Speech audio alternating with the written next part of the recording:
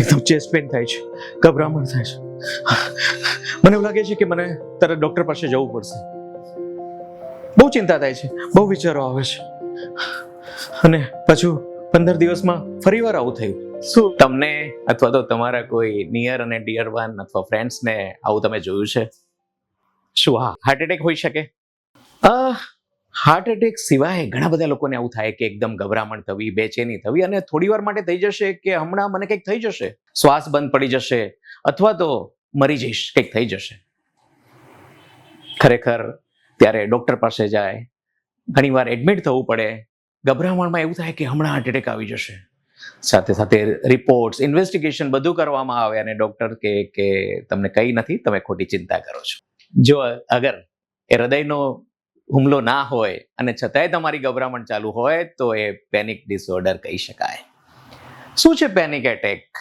Panic attack એટલે કે એકદમ ગભરામણ થવી, શ્વાસ રૂંધાઈ જશે, બંધ થઈ જશે એવું લાગવું, અને સાથે સાથે ધબકારા વધી જવા, પરસેવો થઈ જવો, અને જાણે હમણાં એમ થાય કે મને કંઈક થઈ જશે અથવા તો હું મરી જઈશ તો, અને છતાં પણ હાર્ટ એટેક ના હોય. ડોક્ટર એવું કહે કે તમે બહુ ચિંતા કરો છો, ટેન્શન કરો છો. પોતે વારંવાર ડોક્ટર પાસે જવું, રિપોર્ટો કરાવવા, ECG, કાર્ડિયોગ્રામ અને ઘણીવાર તો એન્જિયોગ્રાફી, પણ રિપોર્ટ બધા નોર્મલ આવે. હા, તો પેનિક એટેક એ એવી બીમારી છે કે જેમાં આવી હાર્ટ એટેક આવી જશે અથવા તો મને કંઈક થઈ જશે એવું થાય.